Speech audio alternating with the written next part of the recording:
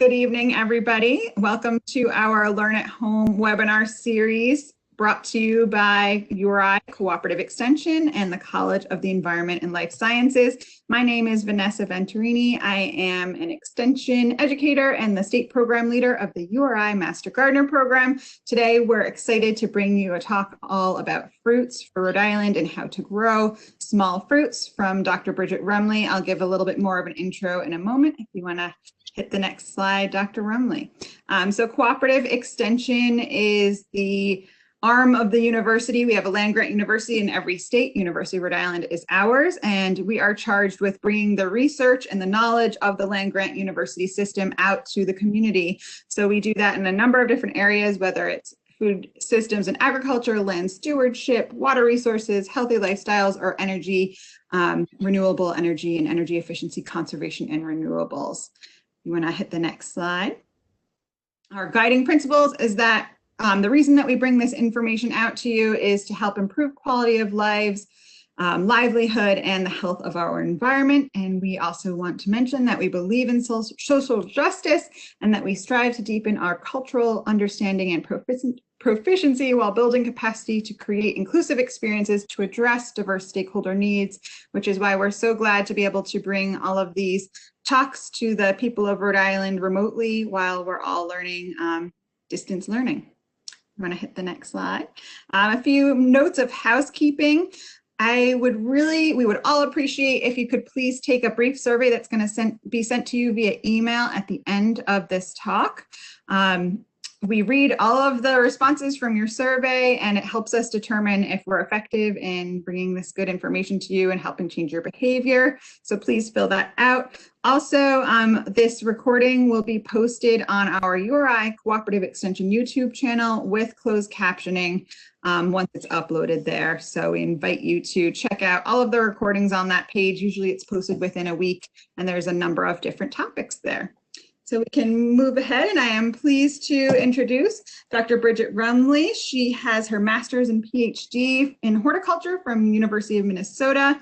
She's actually been a professor at the University of Rhode Island since 1991. We were just talking about that. She's in the plant sciences department, where she conducts research, extension, and teaching on various horticultural crops, and in particular on fruit culture. So you're going to learn what her students learned tonight. And she is also one of our favorite instructors for the URI Master Gardener course. I invite you to welcome Dr. Bridget Ruemmele. Bridget, get away. Thank you, Vanessa. And I wish I could see everybody's faces because I feed off of the faces and it helps me give my talk. But we're going to actually concentrate on small fruits tonight.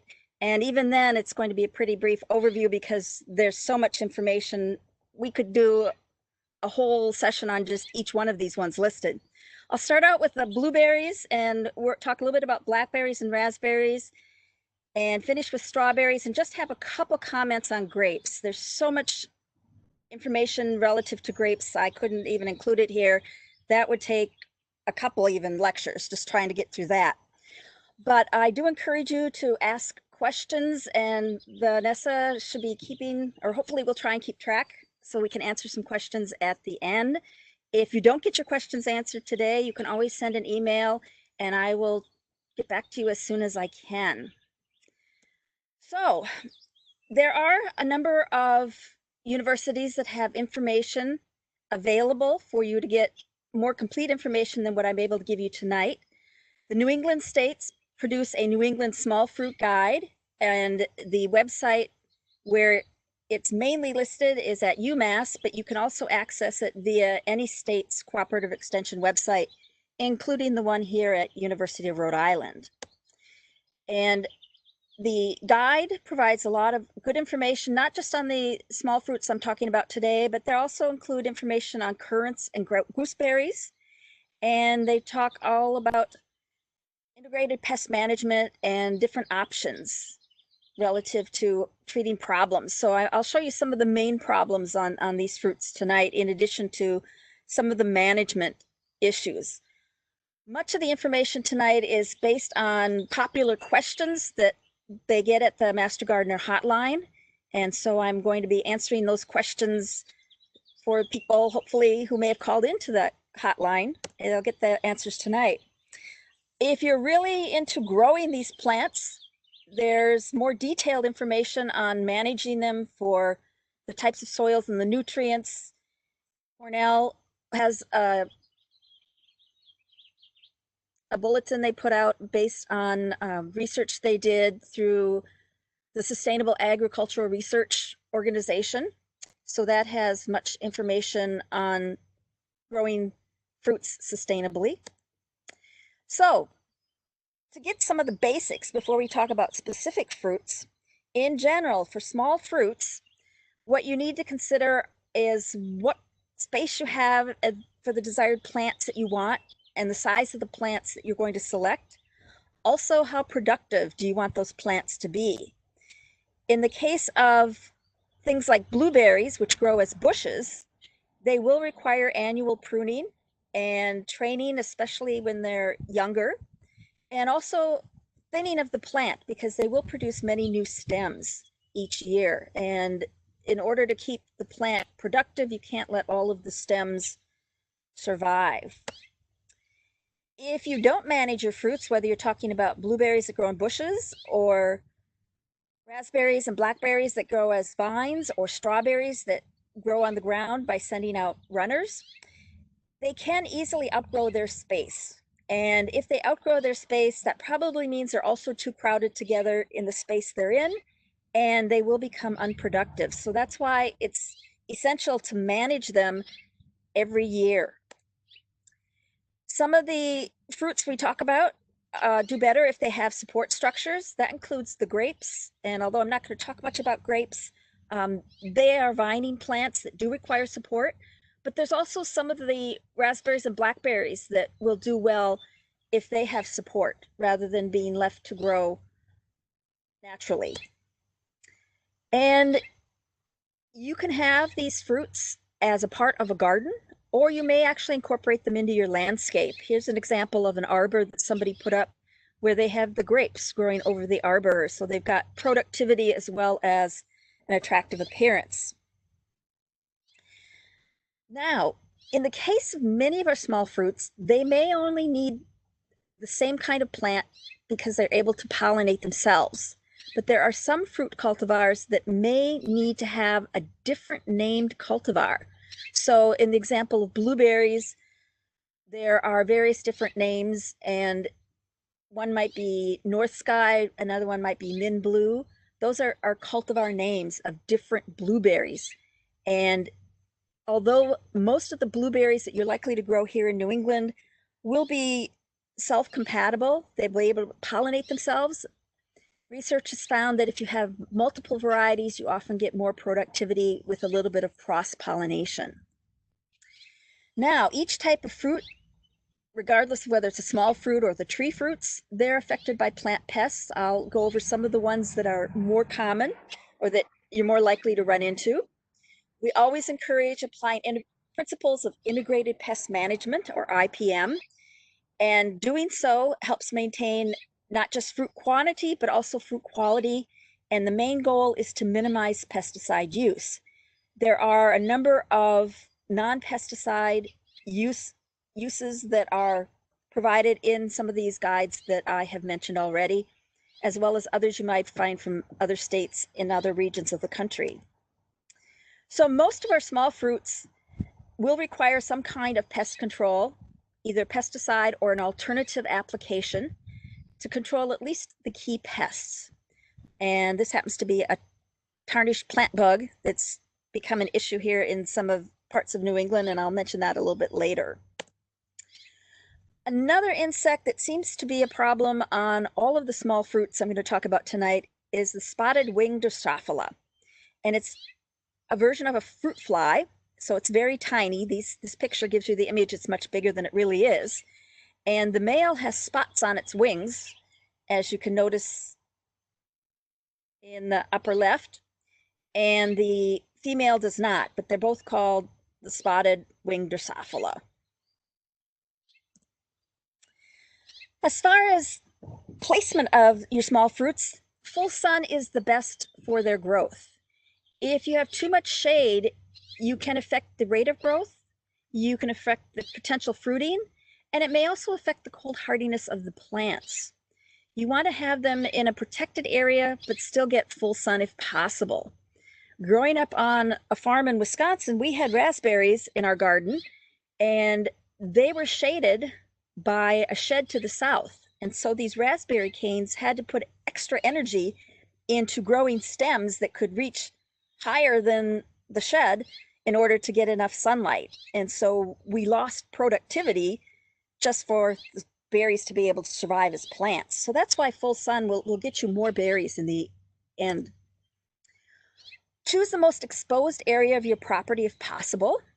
You might consider removing or pruning some of the shade trees that may be blocking the area where you want to put the plants.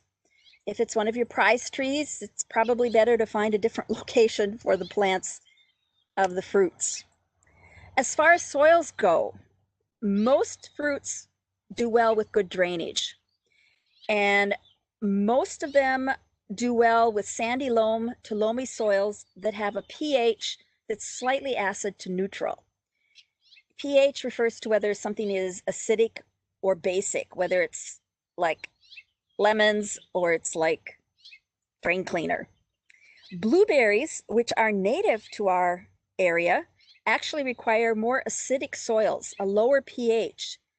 And many of our soils are at these low pHs already, so that you don't have to modify them very much, if at all.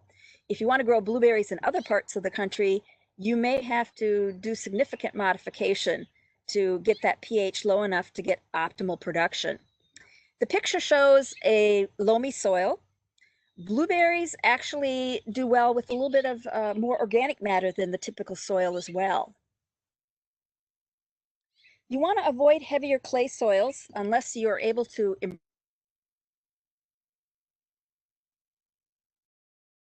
the type of soil you have. We don't have too many heavy clay soils, but if you have drainage as an issue, regardless of the type of soil you have, you might want to consider installing some kind of drain system, or elevate the planting. Plant them on a natural berm, raised area of your yard, or create raised beds to actually put the plants in so that there's drainage below the beds.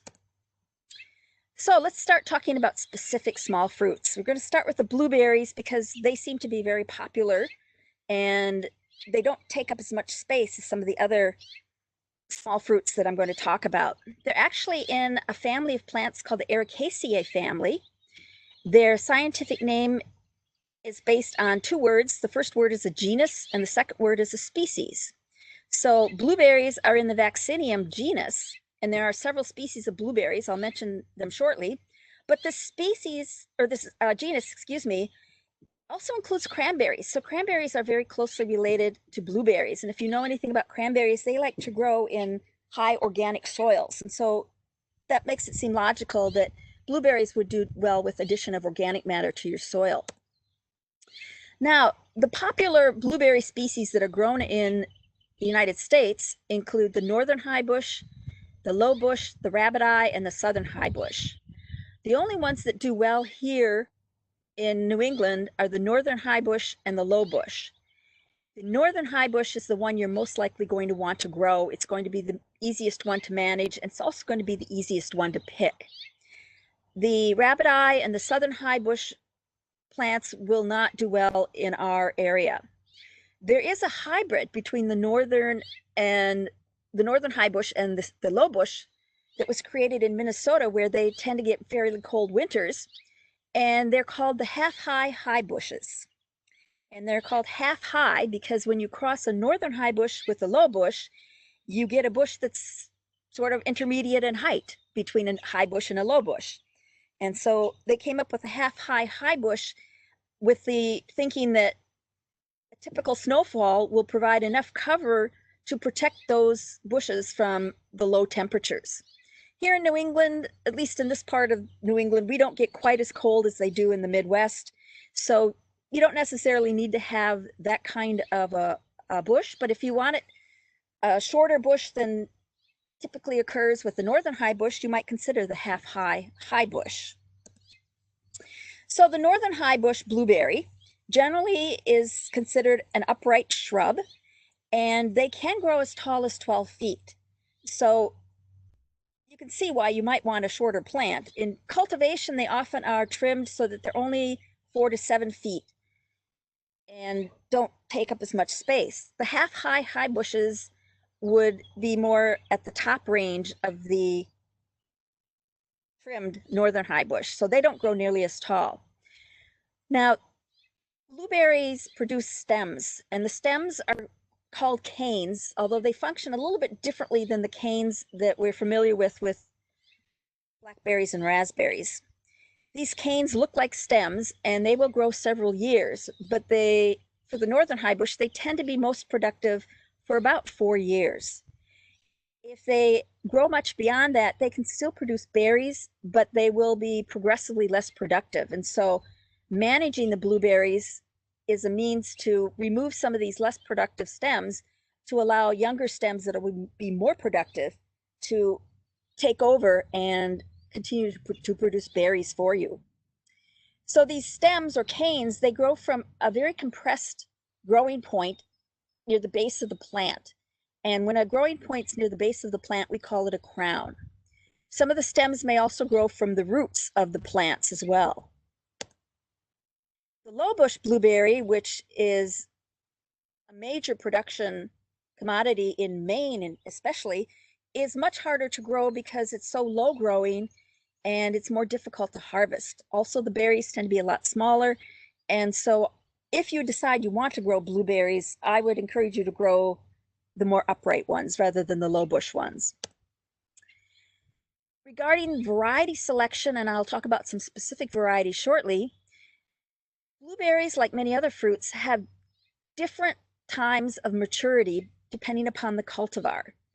And cultivars that produce fruit early to mid-season in the fruiting period for the blueberries are the ones you might want to consider if that spotted winged Drosophila has been an issue where you have your location.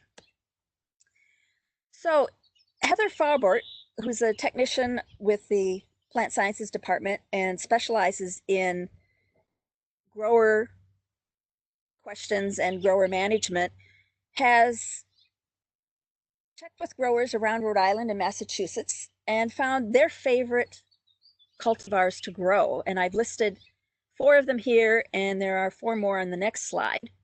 And they're listed in as far as in order of how many people liked each one. So Blue Crop, Chandler, Early Blue, and Duke, those are all cultivars of blueberries. And there is a farm that you can purchase blueberry plants from. The ones that are available at the farm listed in Massachusetts are noted for each one. The other ones that aren't sold by that farm, you may be able to get at other locations or online. And on the right, you see the times when they're likely to mature relative to other blueberry cultivars. The last part of the list includes the cultivars Jersey, Spartan, Legacy, and Heather, who has a favorite, lists Blue Gold, even though that wasn't listed by the growers. And you can see that some of the ones that are lower down on this list have a later season for maturity. So if the spotted winged Drosophila is an issue, you may want to consider choosing one of the more early season ones like Spartan. So blueberries are propagated in a number of different ways, and they're propagated typically by cuttings. They may be cuttings from current year's growth called softwood cuttings, or a little bit older growth called hardwood cuttings. But if you're going to start a blueberry planting, it's probably easier just to go and buy them already fully grown, and you will get production a lot faster. What you want to look for when you buy any kind of fruiting plant, and this would be true for any plant in general, is you want to check the roots. Don't just go by the top part. Make sure you've got vigorous white roots growing in that pot. Also check the leaves and the stems and make sure there's no visible diseases or insects or symptoms of diseases or insects that have been attacking the plants. Blueberries, as I mentioned, like a well-drained soil. A little bit on the sandier side is good for drainage, But blueberries also do well with higher organic matter. So adding organic matter to your soil can make them more productive.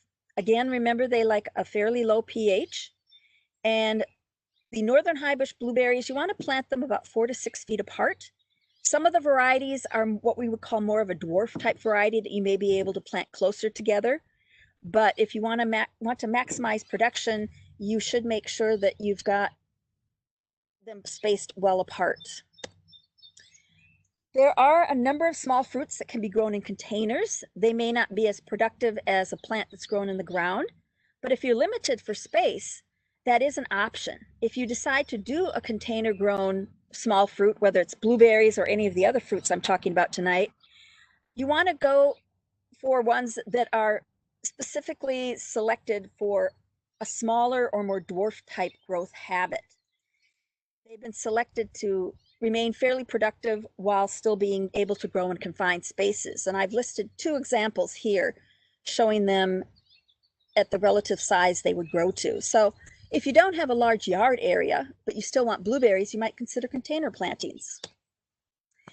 Now for blueberry management, the pH can be determined by doing a soil test. And both UMass and UConn still do soil tests. Unfortunately, we don't have a soil testing lab at URI any longer, but you always want to get a soil test before you plant any plants, not just small fruits. Should you be one of the lucky ones or unlucky ones to not have a naturally low pH, the way to correct that is to use basically elemental sulfur, and that will lower the pH of your soil to make it more adaptable for plant growth of the blueberries. Blueberry fertilization is also a little bit more specific than with general plants because you want to have nutrients the plants can take up at the lower pH. That's why pH is so essential to understand, because different plants take up nutrients well at varying pHs.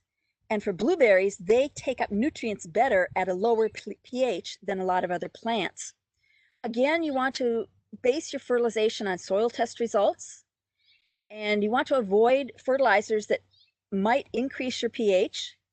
In particular, blueberries do not tolerate nitrate nitrogen very well, so you want to make sure that that's not in the material you're buying.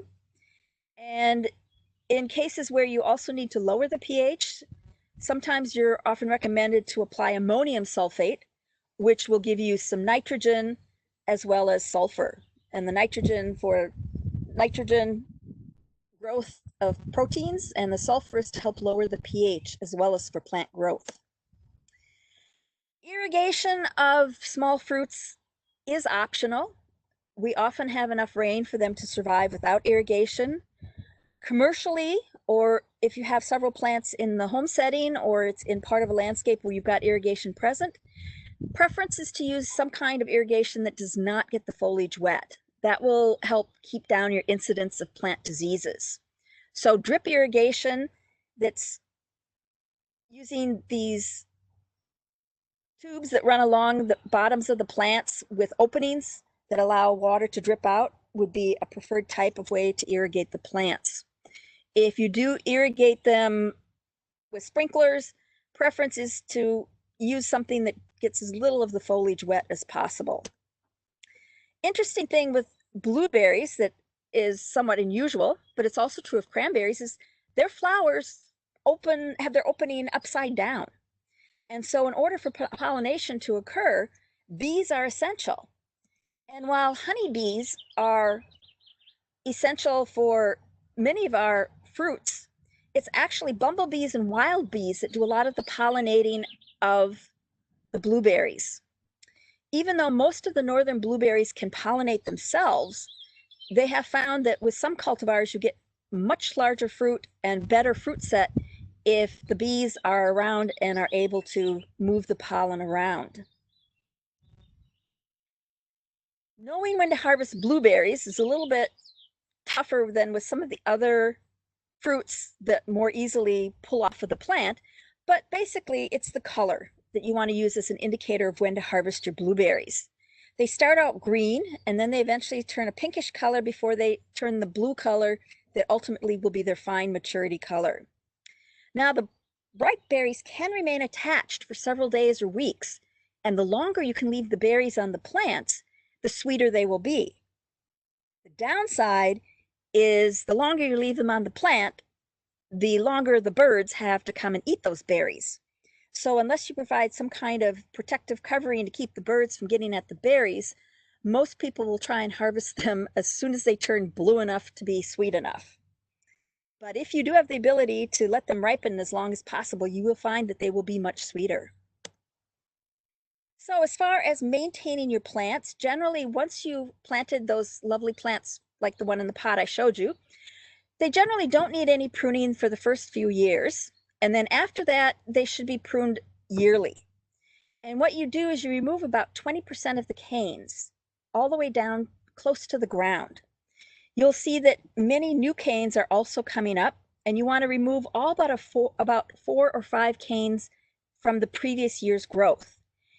The ones that you want to remove that are part of the 20% will be the oldest canes. They'll be the ones with the thickest diameter stems, the ones that are probably older than 4 years. So stem diameter is easy to see. You can see the thicker, older stems that are probably on their last leg of productivity, and then the younger stems that you will leave to take over from the stems that you're going to prune. So in an ideal blueberry bush, you'll have 1 or 2 canes saved from each year, although you may save up to 4 or 5 and then possibly prune out the weakest ones of those.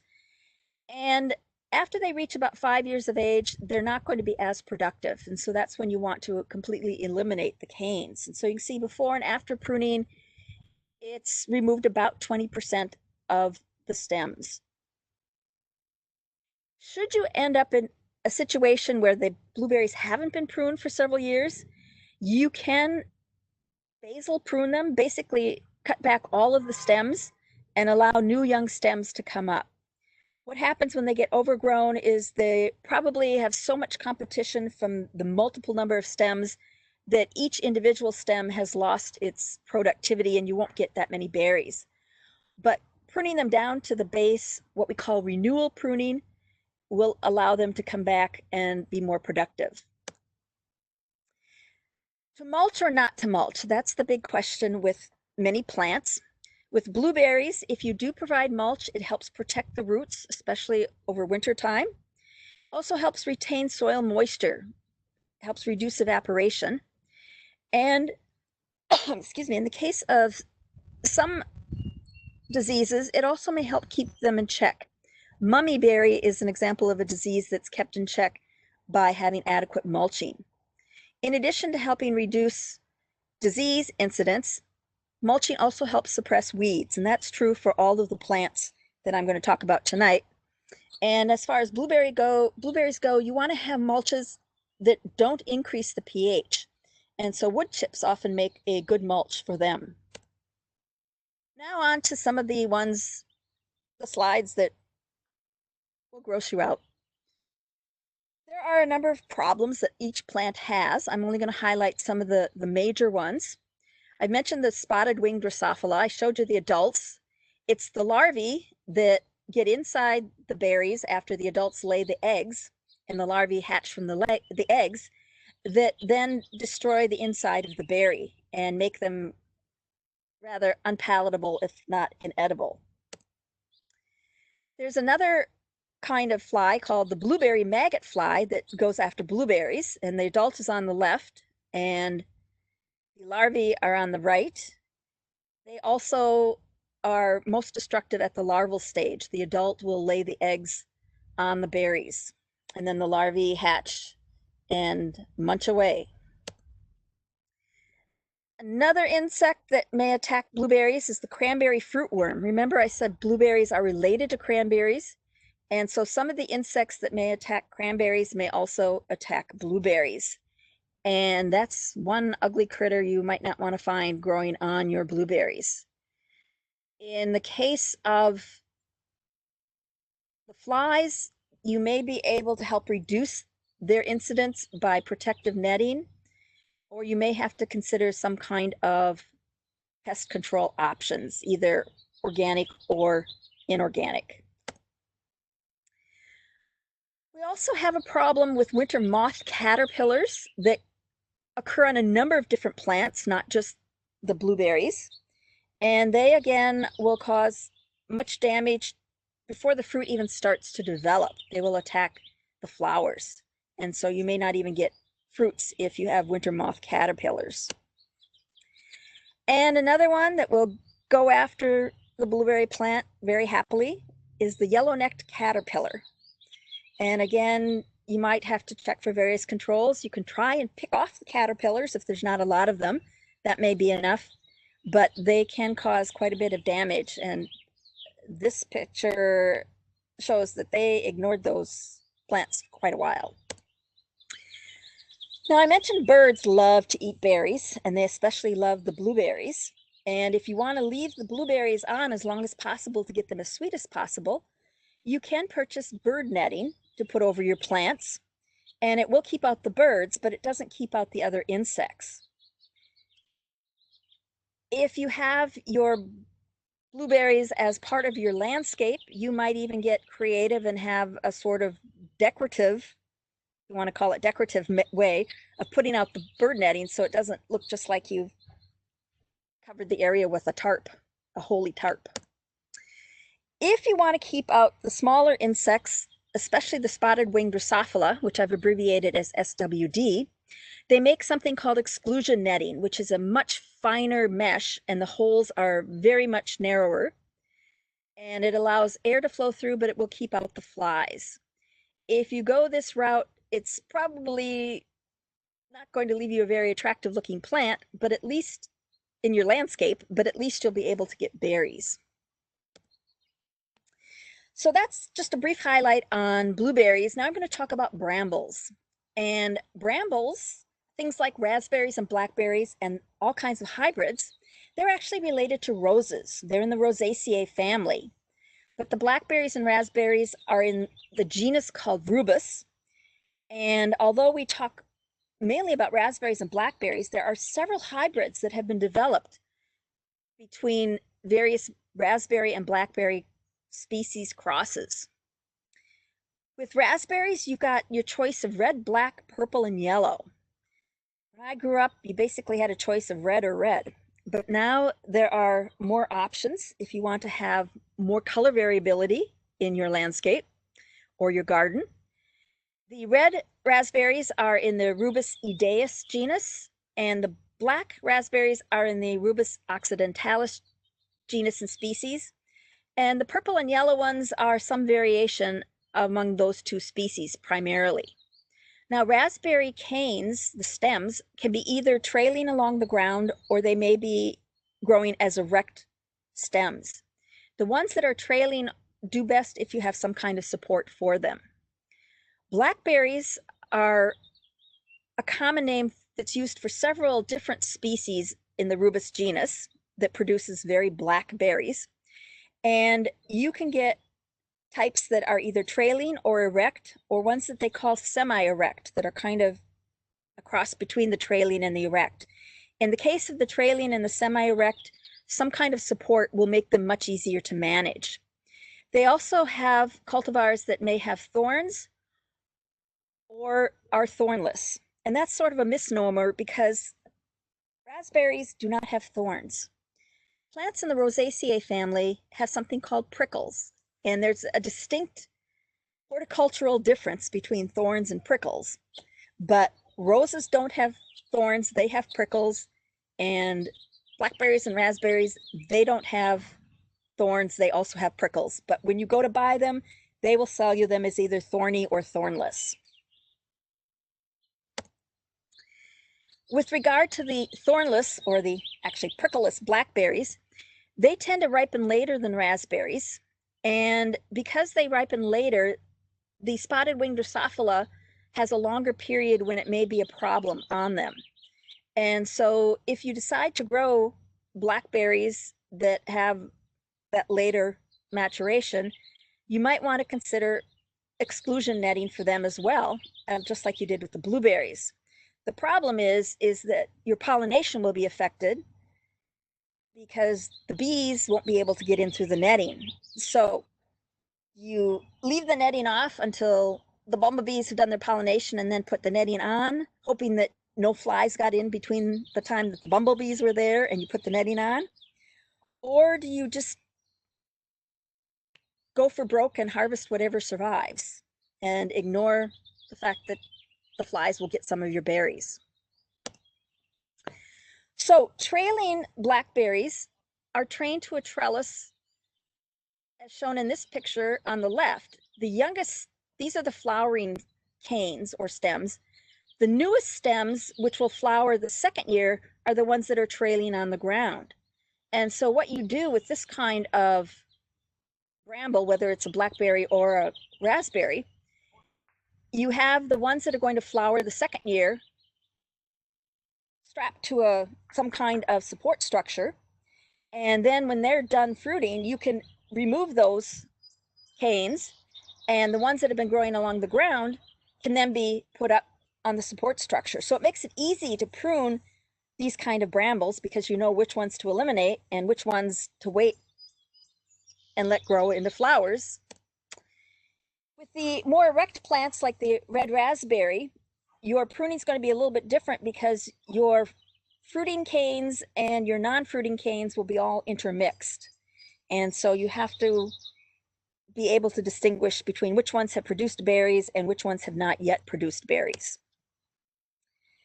And the erect black raspberry, similar to the red raspberry, they generally don't need support, but some people may consider putting support on them because when they do get the berries on them, that can tend to weigh down the stem tips, which is where most of the berries are produced. And for those who've not seen yellow raspberries, they come in various shades of a golden color, and they taste similar to red raspberries. They just have this other color. And the purple raspberries are just a really, really dark red, as far as I can tell. Now, as far as managing the growth of your brambles, new growth comes from the crown at the base of the plant or from roots. And we call each stem a cane. And although we consider brambles to be perennial plants, each individual cane only lives for 2 years. What keeps that plant perennial is that the 1- and 2-year-old canes overlap in age. So the first year of growth, we call the canes primocanes. They are only vegetative. The second year is when they produce the berries, and then we call them floricanes. So the floricanes are the ones that you will prune out after they're done producing fruit, and you leave the primocanes to produce fruit the next year. Propagation for these plants is usually done by root cuttings with some exceptions. And so if you do want to increase your planting, you can do your own root cuttings. And this shows you how, as far as the size pieces and how deep you want to plant them. But it may be just as easy to go to a garden center or nursery and purchase plants that are all ready to grow. The exception to cuttings are the trailing blackberries and also the black and purple raspberries. They don't produce buds on their roots in a great enough quantity that you're able to propagate them. And so if you ever want to propagate more of those, what you have to do is something called tip layering, where you literally take the tip of a young plant and put it underneath the ground, bury it underneath the ground with a little bit sticking up, and a new plant will grow from that tip. And then once that new plant is started, what they call a daughter plant, then you can sever it from the main plant and move it to wherever you want it to grow. So you can also do the other raspberries with tip layering as well, if you wanted to do propagation and didn't want to do root cuttings or weren't able to do root cuttings. Now, an interesting thing to know about brambles in general, if you grow a vegetable garden, you want to be careful about where you put brambles. Any soils that have been planted in the previous 5 years to what we call solanaceous crops, and examples are pepper, tomato, eggplant, and potato, you should avoid planting raspberries and blackberries in that location. And that's because there's a fungus that is harbored in that soil that can kill raspberry roots. So that's something that most people aren't aware of, but if you have both a vegetable garden and you're going to be growing fruits, you want to be extra careful about where you put those raspberry and blackberry plants. A question they get at the hotline is, are raspberry plants invasive? Well, raspberry plants tend to spread faster than blackberry plants. Both might be considered invasive, although blackberry plants and some raspberry species are native to the United States, but not all of them are. And they can spread fairly aggressively. So you may need to keep them in check. Mowing is a fairly easy way. Regular mowing is a fairly easy way to keep them in check if you have them on the edge of a lawn, for example. So when you go to plant your brambles, again, a soil is preferable that it's well drained, and you also want to have a protected site. Some cultivars are not as winter hardy as other cultivars. And these plants tend to be fairly shallow rooted. So if you mulch around the plants, that can help prevent damage in the winter, as well as help control weeds. Like with blueberries, there are some dwarf or shorter erect types of brambles that may be able to be grown in pots. The trailing ones are probably not going to be very successful in a pot or container kind of condition, and your yield is going to be more reduced. But if you have limited space, or you want a little bit of decorative color when the berries are out, you might consider that. In a garden setting, you can train the brambles to almost a solid planting, where they're planted fairly close together, and then you makes it easier to trim them, just like you're trimming a hedge, rather than going in and trimming individual canes. If you have support, it can even be decorative support and allow you to manage the plants. It also can help somewhat with keeping the plants from spreading as much. In this case, where that raised bed is surrounded by grass, as you mow the grass, that should keep the raspberries from spreading out into the lawn. Now, plants in the Rosaceae family, which includes all of the raspberries and blackberries as well as strawberries, have a flower that's very similar to a rose flower, or what you might see in a wild rose. And they have many, many pistils or female parts, and each one of them will produce a seed. And so to get a full-size berry, you need to have as many of those female parts fertilized. If you have both blackberries and raspberries, generally blackberry flower petals are larger than raspberries, but if you're not certain, just wait till the fruit forms. Easy way to tell blackberries from raspberries, because there are black raspberries, and so easy way to tell black raspberries from blackberries, is with raspberries. When you harvest the raspberry, that central core to which it's attached, which is called a receptacle, that stays with the plant. And so you know raspberries are ready to harvest when you can pull the fruit away from that central core. With blackberries, that central core remains inside the berry. And so when you harvest blackberries, they may be a little bit harder to pull off, but they should pull off fairly easily. And that central core or receptacle will stay attached to the inside.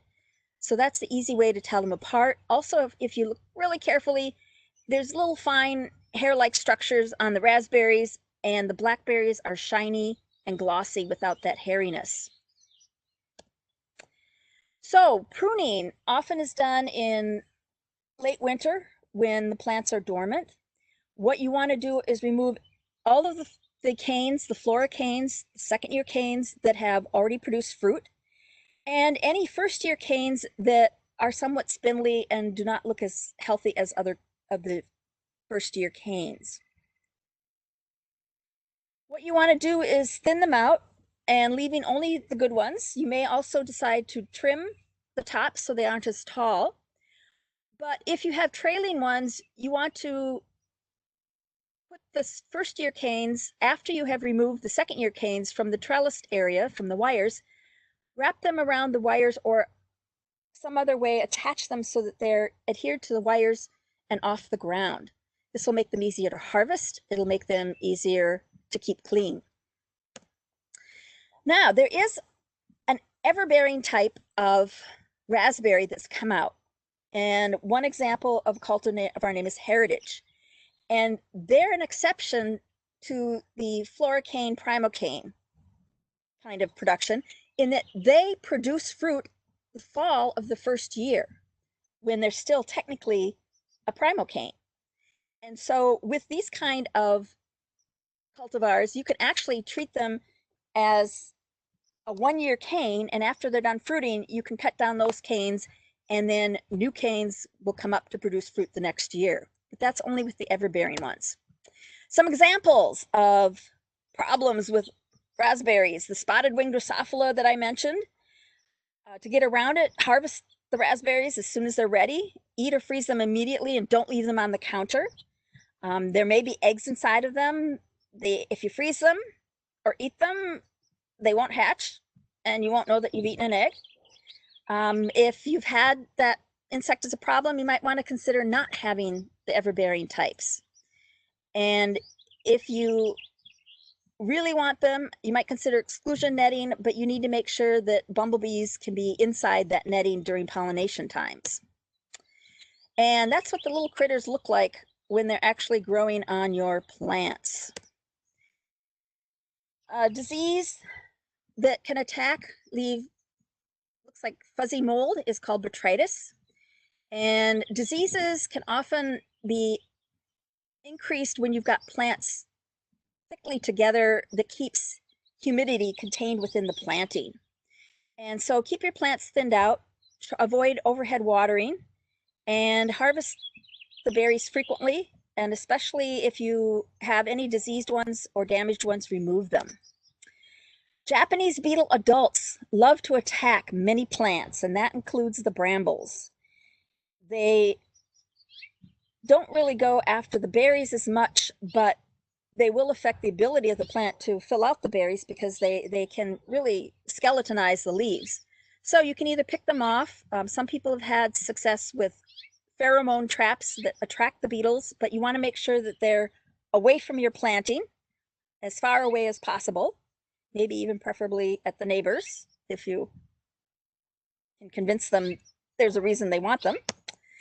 Another insect that may be a problem is the raspberry cane borer that causes damage inside the stems, and then the plants are unable to keep growing. If you see any damaged stems, you need to prune them out and destroy them so that you don't keep that insect from contaminating further stems. A disease that may attract or attack raspberries is the anthracnose. And also raspberry rusts may attack some of the leaves.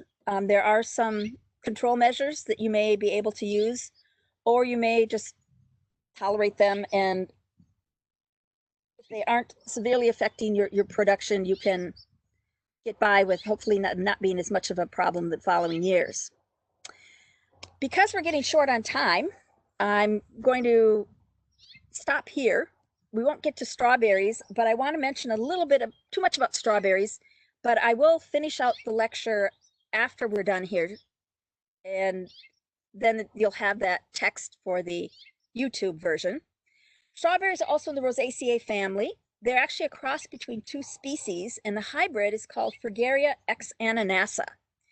And you have choices when you buy strawberries. You can get short day strawberries that are the ones that are bearing fruit right now, really good strawberry picking time, or you can get ever-bearing ones that may produce fruit throughout the summer.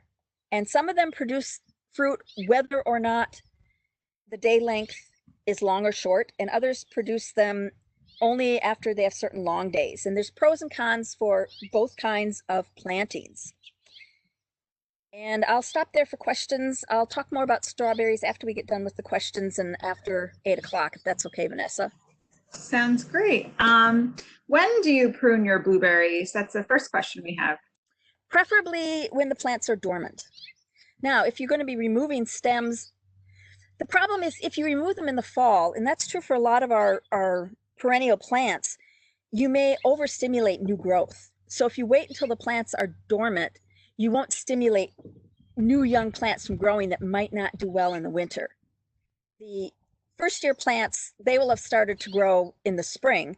Those are the ones that you're going to leave for the next year when you're pruning out plants. But if you prune too early in the fall, you might get some very young plants that are not going to do well. Great. We have another question. Can you remind us what type of trap did you use for the Japanese beetle? What was that called? There are various different names for them. It's called a pheromone trap. A pheromone is just, it's a kind of hormone or chemical that insects produce to attract their mates for mating season. And they're called pheromone traps because they have a chemical in them that simulates chemical produced by the bugs or the beetles to attract a mate. And so they will attract more beetles to them. That's why you don't want to have the trap right next to your plants. You'll have too many beetles that will decide the plants are better than the trap. Yes, not a problem you want to have. Why do raspberries, here's a nice botany question for you. Why do raspberries have those little hairy things on them? Well, that's a really good question. I have my own theories. I don't know if anybody's really, studied that in great detail, but those little hairiness things, they help the different individual miniature little berries stick together. Each one of those round structures is an ovary. And so all of those ovaries are stuck together. Those hairs help them stick together. And that's why you can harvest the raspberry with the core staying attached to the plant. On the blackberry, they don't have those little hairs. And if you tried to pull a blackberry off of a plant without the core coming with the blackberry, you're just going to get a bunch of mushed up juice in your hand because they're so tightly into the core. That's how they stay together. Good answer. So if you're putting on netting for the birds, will the bees be able to pollinate the berries? Only if the bees are in there for, and the bird netting, excuse me.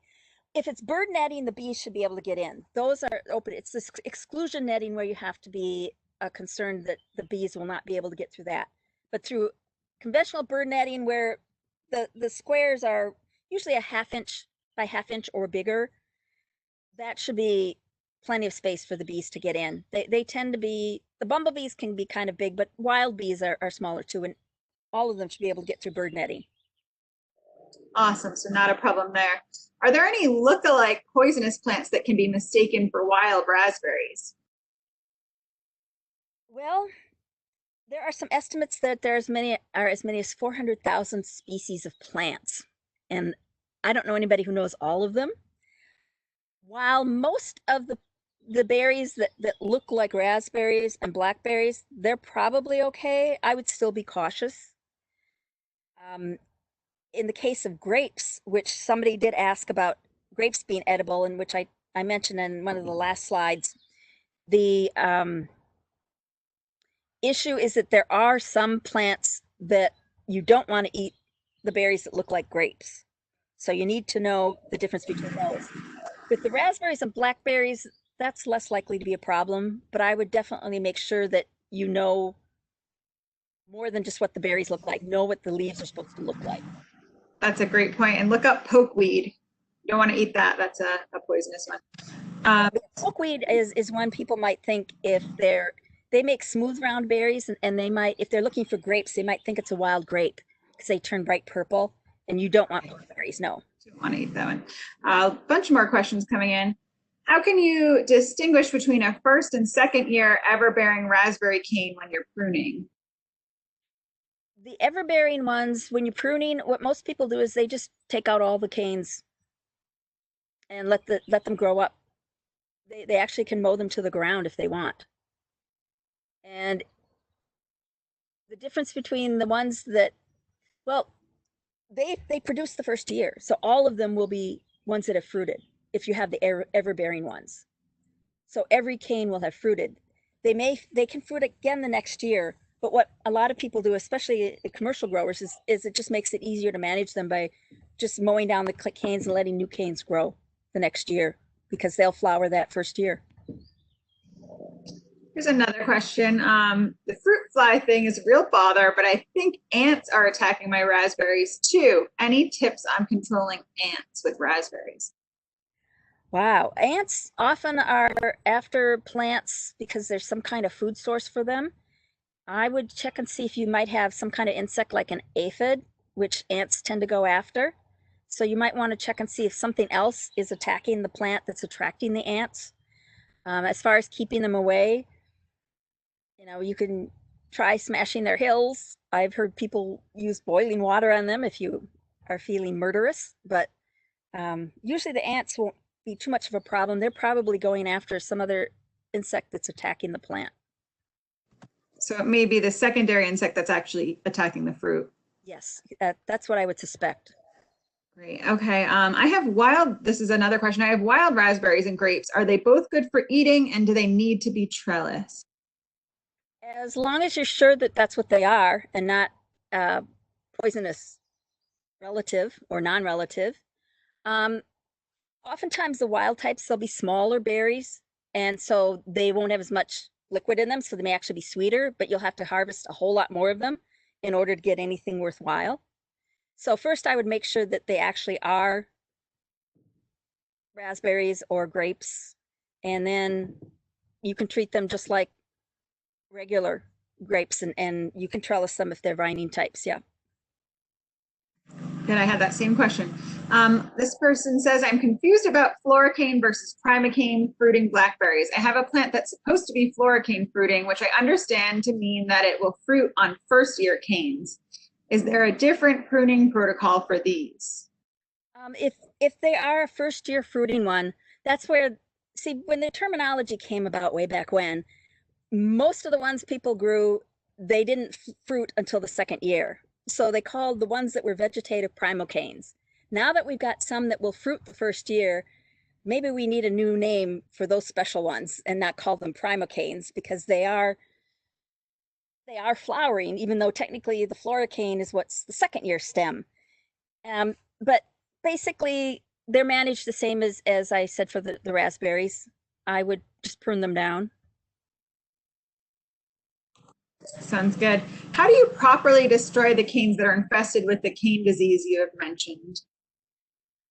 Well, you can either take them to, if there's a place that takes yard waste, I would make sure if you were going to compost it, that you would make sure that it's in a way that the compost gets warm enough to actually kill the insects, and make sure it's as far away from any of the plants that they could go after. You could try burning them. That would definitely get rid of them if you're allowed to burn. I like that option. Do all blackberry and raspberry varieties make native pollinators happy if you're looking out for pollinator conservation, and which ones are best? Oh, wow, that's a good question. Because so much has been, the whole group of brambles is so confusing that raspberries and blackberries can be crossed with each other. And some of them are native, some of them are not considered as native, but they've been here so long that I would think that you could consider them essentially naturalized. And so they should be good for all pollinators that are native here. And some of our pollinators aren't native. What is the best way to mulch your strawberries, or what should you use to mulch them with to increase productivity and reduce bugs, slugs, and chipmunks? I don't know if mulch will keep out the chipmunks. After we're done with the questions, I'll finish, if that's okay, Vanessa, I'll finish out the rest of the slide talk, but I wanted to get the questions for the people who needed to get out of here before the end of it. Oftentimes you can use just straw is what a lot of people will use. You can also get fabric if you aren't intent on going completely natural. They will use some kind of landscape fabrics that will keep out the pests and also keep the berries cleaner and not get as muddy from the splashing rain. Awesome. So I'm going to skip the strawberry questions. Hopefully those will be answered. One more question. Do you recommend gathering berries in the first couple of years of growth or letting them go? If so, how long would you wait? Okay, well, as far as the raspberries and the blackberries, the first year they won't, unless they're the everbearing ones, they won't produce anything till the second year. In the second year, go ahead and harvest them. Blueberries, they won't be very productive the first couple years, but it won't hurt to harvest them. The strawberries, they generally recommend taking off the flowers the first year that you're establishing them. And that allows for more vegetative growth, so you'll get more berries the next year. Wonderful. This was an excellent presentation. So if anybody has to scoot out, it is 8 o'clock and we'll just go down to the last slides. And you can go to the last slides at this time. And I just wanted to mention, I learned so much, but I also was birding by webinar. I was really enjoying hearing the birds behind you. I went so fast. So you can, yeah, go back and we can do the strawberries at this point. Oh, you want to do these last ones? Sure. We just wanted to mention to anybody who isn't sticking around for our little strawberry extra at the end, if you'd like to become a master gardener, our online application process is open and we will have a core training next year, whether it's in-person, hybrid, or online, to be determined based on public health recommendations. But we will, if it's in person, actually have both a Providence cohort and a Kingston one this coming year. So I'm excited about that. You can go ahead.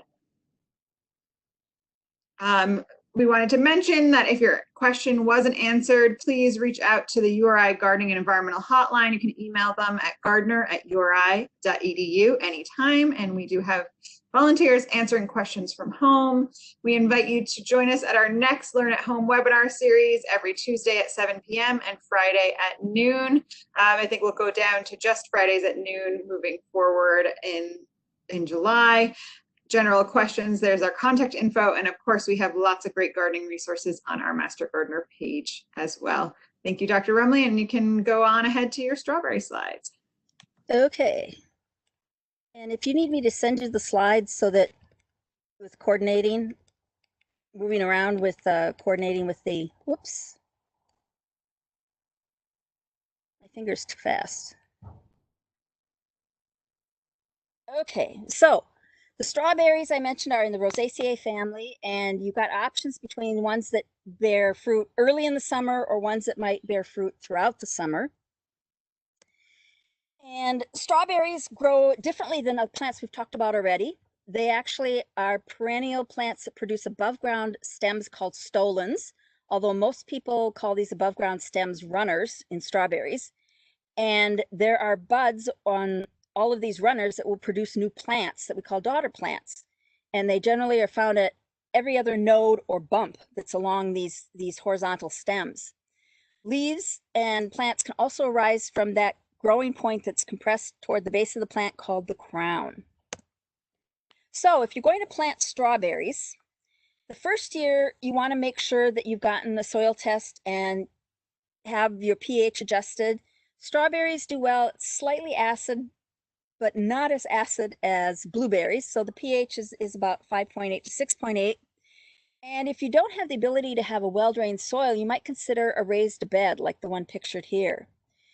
And before you plant the berries, the plants, you want to make sure that you incorporate some fertilizer, a basic fertilizer that is equal parts of nitrogen, phosphorus, and potassium will help promote the most optimal growth. So the first year, in later months, you'll plant the plants in spring, and then in the later months, in July, August, and September, you want to apply a little bit more fertilizer. What you're doing is basically what we call spoon feeding it, so that it gets a little bit of fertilizer throughout that first year of growth to maximize its vegetative growth. To also maximize that vegetative growth, removing those flowers the first year will give you much stronger plants in subsequent years. Many people will do some kind of mulching between and around the plants. And one form of planting, this shows a commercial operation, but you could do the similar thing in your garden, is you use straw or some kind of non-weed containing hay. And generally in this kind of production system, you're going to have about 12 to 8 inches between the plants and about 3 to 4 feet between the rows. And as the berries grow, what you can do is those daughter plants will spread outward from that central area of growth. And then when those daughter plants become established, what you can then do is go and eliminate that center row that grew this year. And so you could alternate back and forth between having plants that are growing as they're shown here, and then the following year, the plants will be growing, my pointer back. Let the daughter plants grow in between the rows, and then once they become established in the fall, then you can go in and remove these plants, till them up, and mulch them back to allow them to be ready to get daughter plants the following year. And so what you can do is you can rotate your rows from being straw covered to plants and then back to straw covered, and on as long as you want to keep the patch going. Now the second year, and as long as you keep the patch, what you want to do is mow or clip off the leaves after those plants have produced their fruit. You want to remove the clippings. It helps reduce the incidence of diseases. And it's good to fertilize the area so that those young daughter plants can get well established for the next year. You don't want to fertilize in spring because you want to make sure that the plants don't start growing too fast, and you also don't want to limit their fruit production. Too much nitrogen will cause excessive leaf growth at the expense of your fruits, and that's especially true if you've got the June-bearing varieties. So showing the basics of a plant, the growing point or the compressed stem is the crown, and you want to make sure you plant them so that the crown is still above the soil, but that the roots are in the soil. And as those plants continue to grow, new roots will keep on growing further and further up on the stem. And so eventually your plants may start to look like they're being pushed out of the ground. And so you want to increase the mulch to keep those plants from being too exposed as you continue to grow this plant. So if you've got a planting in an area where you're concerned about the winter time, you should probably do some kind of protective method. Adding soil and mulch covers the roots during the growing season. And over winter time, you may want to add extra material to protect the plants themselves, the young daughter plants. And in this case, the overwintering material can be straw, it can be leaves, especially in areas where you might get super cold winters. Not quite as much a concern here in New England as maybe some other parts of the country, but this winter mulch you will remove the following spring. This is mulch you don't leave in place, unlike the other mulches that you put around the base of the plant and you do leave in place. For management, strawberries do best if they get about 1 to 2 inches of water per week, but you want to avoid getting the leaves wet for long periods. And using the mulch can help reduce the need for watering. And it also helps keep the berries more weed-free. And if the mulch is dense enough, it can also help keep the berries from getting splashed by the soil when it rains. To harvest berries, when they're fully covered, that's the best time to harvest them. But one thing I wanted to mention is when you harvest them with the caps. Technically, it's called something called a calyx, C-A-L-Y-X. You want to leave those intact until you're ready to use the berries, and leave them intact until after you've washed the berries. If you harvest the berries without those caps intact or remove them before you wash the berries, then the water can get down inside the berries and make them very waterlogged and not as appetizing. Some of the strawberry problems you might see, there are many, many root pathogens. And that's why even though you could potentially keep rotating your strawberries back and forth between the mulched row and the planted row for multiple years, the recommendation is usually after several years, you want to remove the area and start completely new planting. In commercial operations, they generally will rotate them after about 3 years. But in a home lawn situation, as long as you aren't seeing a lot of disease problems, you can maybe let them go even longer, for 3 to 5 years, or possibly even longer. I know when growing up in Wisconsin, we had a strawberry patch that was in place for several years. Probably was not managed the most optimal way, but eventually it did have to be replaced, because eventually those root diseases build up and your plants will not be as productive. Some of the other problems on strawberries: the tarnished plant bug, that creature I showed you earlier, and showing the adult on this berry, they will attack the berries and cause them to not develop properly. And then you've got all of these alien looking berries instead of the nice, fully filled out berries. Sap beetles will also go after strawberries that are especially mature. So you want to make sure that you harvest them as soon as the berries are ready. This is a case where you don't want to leave them longer like you could with blueberries, because the longer you leave them, the better chance you're going to have the sap beetle attack them, and then they will be not usable. There's that darn spotted winged Drosophila, and it depends upon which type of plant you're growing, because they tend to come a little bit later in the season. If you have them as a problem, you probably want to consider growing the short day ones or the June bearing berries, because they will be least affected by spotted winged Drosophila. The day neutral strawberries that are blooming throughout the year, they're just going to attract the insect throughout the year. And there's the tiny little worms, the larvae crawling inside, destroying that berry, making it rather unappetizing. Big problem that can occur, especially if you've got a lot of moisture on the surface, are slugs. They're edible. It's just basically a snail without a shell, but they can be rather unappealing, and they will damage your fruits. We had them in our garden one year so severely that when you went out to harvest them, by the time you get done harvesting the right berries, your legs were covered with slugs.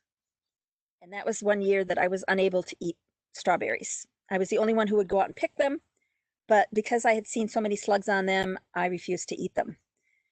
Anyways, there isn't a natural material you can use to try and counteract the slugs. It's something called Sluggo. It's an iron phosphate material, and it's considered natural, organic, that can be used. Some less commercial type things, you can actually put some boards out by the berries. The slugs like to climb under the boards where it's nice and moist, and then you just pick up the boards and kill the slugs. Or people have been successful putting out saucers of beer, and then the slugs crawl in them because they're nice and moist, and they get drunk and drown. Some of the diseases that may go after strawberries, these are ones that you may also see on strawberries in the store. So strawberries often have these molds and structures, these diseases on them when you buy them. That's why it's good to wash your berries, so you can wash off as many of the spores as possible. Botrytis is one where it looks like you've got fuzzy gray growth on top of your berries. One way to discourage diseases in general is to keep your plants dry. Don't let the leaves be wet for long periods. Make sure you harvest all of the berries so that there's not a source for the mold to grow on. Keep the plants weed free so that you don't have as much humidity building up, because humidity promotes disease development. And thin out the plants. Crowded plants also trap humidity and can lead to increased disease pressure. The reason we don't want to have strawberries in place for several years is because there are many root diseases that can attack them. And so after a while, some of these root diseases can build up to enough level that your strawberries just do not become very productive. And so there are many diseases. This happens to be black rot, aptly named because it makes the nice healthy white roots look black. The best thing you can do to help reduce or minimize strawberry root diseases are to plant in well-drained soil or elevated beds, and also rotate your crops. So if you have strawberries in one location, make sure it's at least 3 or more years before you ever put strawberries back in that location. That can be enough time to help reduce the incidence of the root problem, the root diseases, so they may be reduced to a level where you could plant there again. Just a couple words about grapes. They're in the Vitaceae family, and there are 3 basic types of grapes. There are many species. Some of them are native to the United States, but the 3 most commonly grown types of grapes are the European grape, the Concord grape, and the muscadine grape. The European and the Concord grapes can be grown here in New England. The muscadine grapes, which are not considered a true grape, even though they are in the same genus, they're only grown in the South. The European grape, Vitis vinifera, is the one that is grown for table grapes. It's the one that's grown for making wines, and it's the one that's grown for making raisins. The Concord grape is the one that's used in making Concord jelly, grape jelly. So these are the purple berries, and they're mainly grown for making into jellies and juice. So most people who grow grapes for themselves will probably be preferentially growing the European types. And there's a lot more information on growing grapes. It's the one small fruit when I teach my fruits class that takes the most lectures to get through. So that's why I didn't include them in this one. And the question was asked about the wild type grapes, whether they're edible. You need to identify and distinguish edible plants from inedible or poisonous plants. If you do verify that they are wild grapes, be ready to expect that they're going to probably be not as sweet as the table grapes, the European grapes, or the Concord grapes. They will tend to have more of a tangy flavor. And if you want information on sustainable fruit care, as well as sustainable plant care for vegetables and other plants, this is the website that has much information about sustainable management of fruits. And we are back to the end.